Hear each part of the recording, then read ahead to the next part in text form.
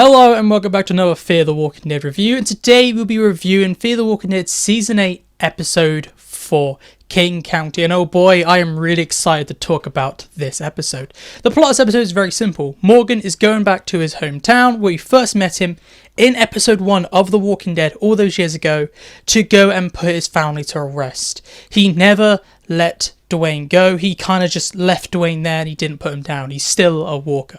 And that's the premise of this episode. This episode also features Grace, Mo, Dwight and Sherry, and they're fine. They don't really add much to the episode, but they don't take away anything. Mo, I'm going to say, she didn't annoy me this episode. I'm really impressed that I didn't end this episode really annoyed at Mo. Her acting just felt a bit better this episode. It's the best as a child actor could be. It just wasn't annoying like it was in episode 1. However, I do have to say this episode falls into the trap of the other previous episodes where the start of the episode is not as good as the rest of the episode and the start is the weakest. I just didn't like how everyone ends up at King County so easily, with Mo apparently figuring out Morgan and Grace's coded messages, and then Dwight and Sherry intercepting and also figuring it out. It is just such a small thing, and it might be nitpicky, however, I just want to talk about it because it is just one of the only issues I have with the writing this episode. But past that, once everyone is at King County,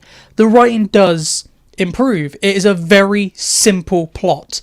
It is that Morgan wants to put his family to rest, and because he's doing that, he's actually almost starting this cycle of he's about to lose another family with Grace and Mo.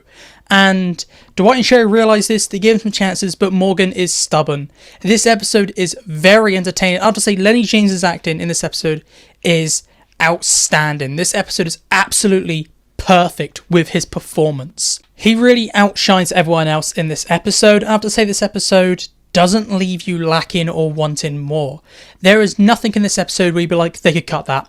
Why are we not seeing that? This episode has everything it needs. If I was really nitpicking, I would have to say, why are Dwight and Sherry in here? Why do we have to have Dwight and Sherry go off and go save their son? It takes away from the Morgan-centric, emotional episode.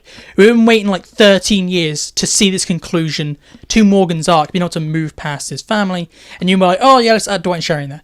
It's fine. It doesn't really take away anything. It just doesn't add anything really. It's just a second little plot. And I'm one who really likes subplots in Fear because they don't do it. But I feel like this is an episode that could have really just focused solely on them. And you could have put a bit more Dwight and Sherry in another episode. It just felt very convenient how Dwight and Sherry were like, okay, Morgan, we've seen this, we're going to help you. Now we're going to go save our son in literally 5 minutes. I just felt the right with Dwight and Sherry, and they're like, okay, hey, Finch, I need you to do this. Oh, you done that in a second? Wow. Okay, I need you to get on this boat and we'll meet you there. That is literally their escape plan for Finch. And it just happens so fast. And I was a bit shocked, okay, so you're literally going to rush through saving Finch. That's the only bit I had near the end where I was like, okay, why? But other than that, this episode is very great. It's got this amazing location of this overgrown suburb. We're not getting the boring woods like we normally do on The Walking Dead. Fear does tend away to not use the woods as much because, they use the generic desert, or they're always changing where they are in the world each season. So you always get a different look. But I'm very, very happy we got a very cool set. And it looked basically like the Last of Us suburbs.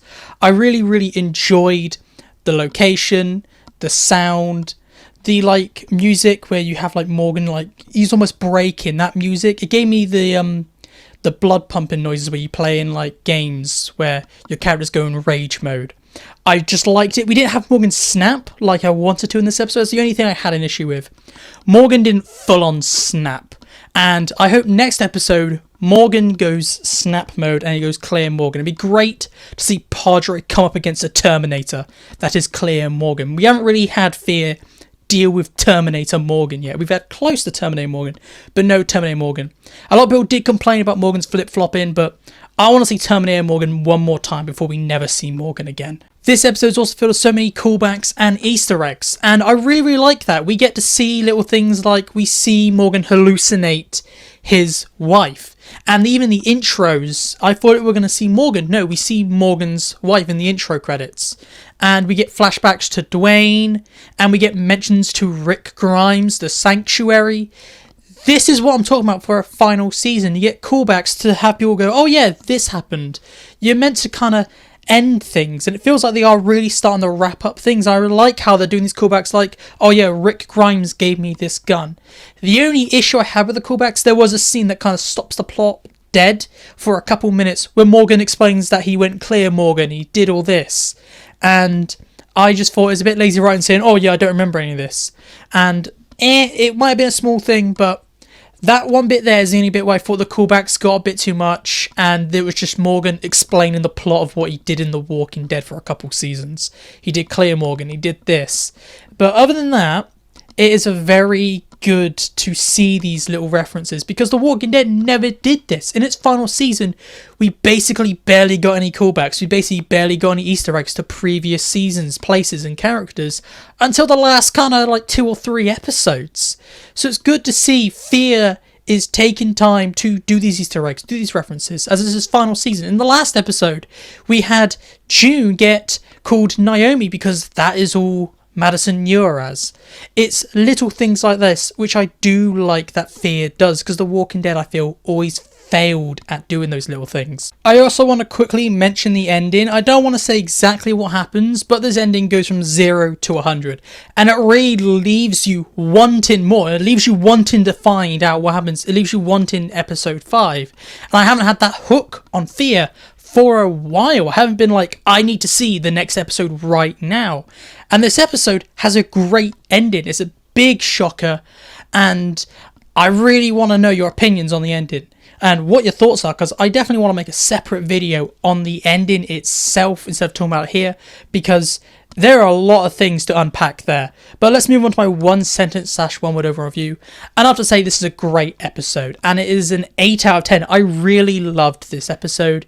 It was enjoyable from start to finish. It was gripping.